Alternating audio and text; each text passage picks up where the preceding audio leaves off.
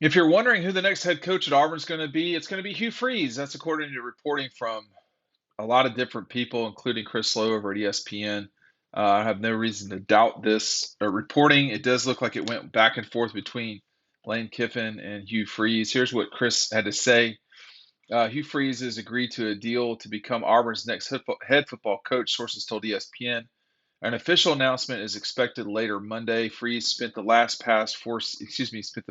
past four seasons at Liberty, where he took the Flames to unprecedented heights. He's widely regarded as one of the top offensive minds in the game. This will be Freeze's second head coaching stint in the SEC, with him having led Ole Miss from 2012 to 2016. You may or may not remember, but his time at Ole Miss was very successful for the Rebels, and that was one of the teams that Kirby and company really did have a hard time dealing with. And there was a lot of scandal following Hugh Freeze, needless to say.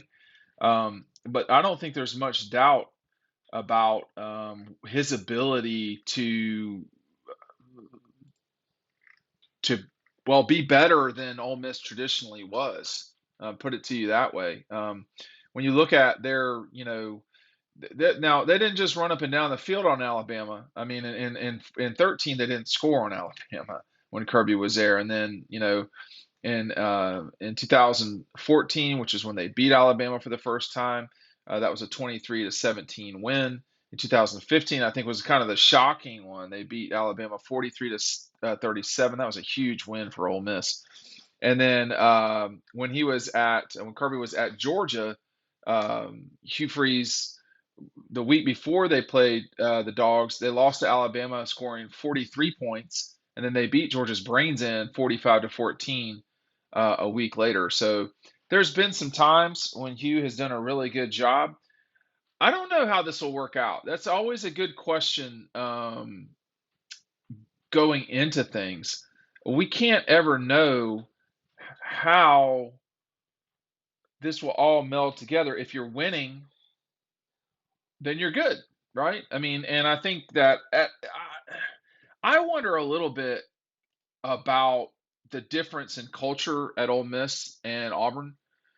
At Ole Miss, you can get away with sort of being 9-3, 8-4, something like that. That you can kind of get away with that a little bit.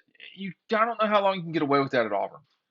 It's a different beast. They're very much um, there's a particular thirst for change. It seems like at Auburn a lot quicker than you would think at some of these other schools. But I think for Hugh, this is a really, I mean, it gets him back into college football in a way that he was not at Liberty.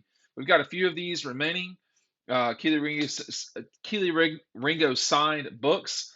Um, these are, straight from our event that we had a couple of Sundays ago at this point. And it's really awesome. People are really buying them, so take advantage. The link is down below. Our friends at Red Zone will have some later this week. They don't have any right now. They have the regular copies, which are also being really gobbled up right now. I know for Georgia, Hugh Freeze has proven over time that he can do a good job. Um, he did a very good job at Ole Miss, but the problem was all the off the field stuff. Just, I mean, it was too much. I mean, I just don't even know um, what to say about it after a while. Anybody that's done what I do for a while has heard the backstory of this stuff. But it really in the COVID year was when he reiterated, or whatever the term would be, re-showed just how well he can do as a coach. This past week, he showed that his teams just fumble sometimes. I mean, they just do not play well. He wound up having to vacate the majority of his games at Ole Miss that the team won. And this is a guy that took Mississippi to the Peach Bowl. He won the Sugar Bowl with them. He got them ranked, I think, number two I'm trying to remember how high they got up there. I remember how high they got up with State. Um, yeah, they beat number 4 State um, in the Egg Bowl. This is a crazy time in the Egg Bowl as usual. What year did they both get pretty highly ranked? I think they were 1 and 2. Yeah, I think State and Ole Miss were ranked like very close to the top during the 14 season.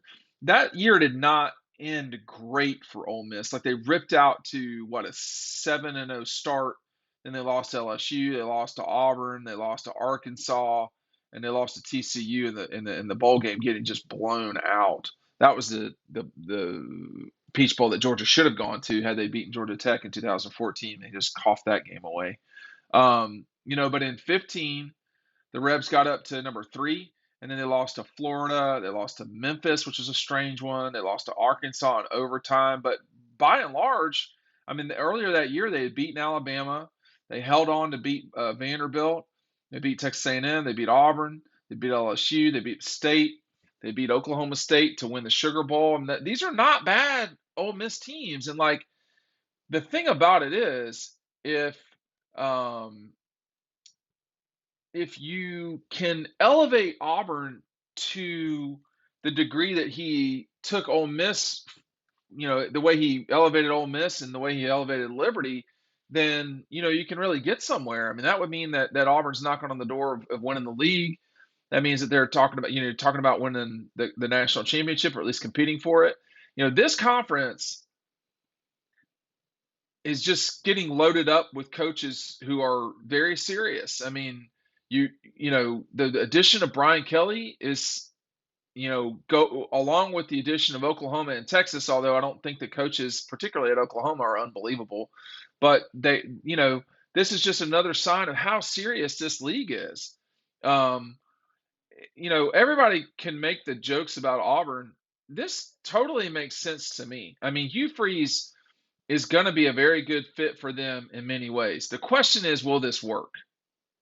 The question is, will this work? I don't know. I mean, once you enter the arena that is Auburn, Alabama, the expectations go. I mean, it gets nuts, and I don't know. It's the Egg Bowl times 12. I mean, for all the stupidity of State and Ole Miss, and there's plenty of it. You don't see that at Georgia, Florida. You don't see that with Georgia, Auburn.